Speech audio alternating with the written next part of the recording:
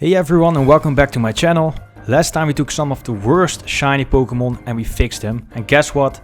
We're doing it again. This time we're focusing on fan favorite Pokemon that definitely deserve better shiny forms. If you agree with these fixes, let me know in the comments, and of course don't forget to like the video and subscribe for more. Let's go. Let's kick off things with Zekrom, the embodiment of ideals from the Unova region. It's one half of a legendary duo paired with Reshiram, who represents truth. These two dragons are literal opposites in concept and design, and that's what makes them so iconic. But here's the problem: Zekrom's shiny is nearly identical to its original, for a Pokemon tied so deeply to symbolism and balance that feels like a huge missed opportunity.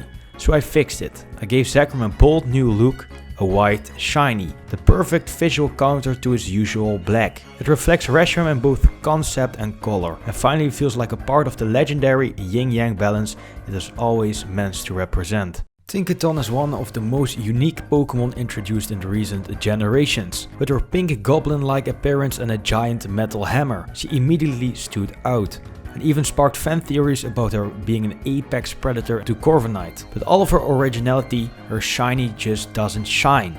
So I redesigned it, starting with the hammer. What if this wasn't just any hammer, but one forged from a legendary treasure? I gave it gold and silver tones inspired by the coins of Gholdengo, tying the two Pokemon together in an unexpected way. This change adds lore. Maybe she stole from Gholdengo, maybe she defeated one and forged the hammer from its fallen form.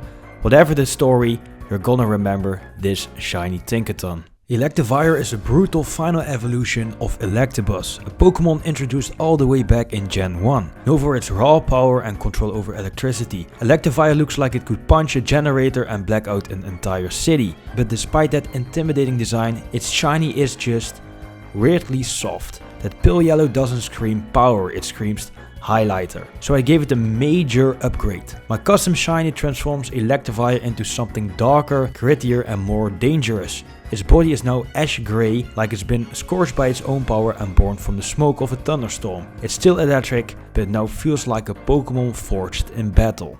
Swinub is one of the most innocent and overlooked Pokemon in the franchise. A tiny ice ground type from the snowy mountains of Johto is the first stage of what eventually became the tanky and fearsome Mamoswine. But its shiny form, that strange greenish brown mix, makes it look like a sick potato than a creature. So I took it back to its roots, literally. My custom shiny makes Swinub look like a true winter spirit, with a snowy white coat and icy blue streaks. It now looks like it belongs in the frosted covered mountains it calls home. Adorable, chilly, and finally shiny worthy. Articuno is the original ice legend, one of the three legendary birds from Kanto, alongside Zapdos and Moltres. Graceful, elegant and tied deeply to the cold winds of the north. But here's something strange. In Gen 8 we got the Galarian forms of the legendary birds, and their shinies were designed to match the original Kanto versions. Galarian Articuno, with its psychic typing, gets a cool blue palette referencing the classic Articuno. With the Kantonian Articuno, it never got the same treatment.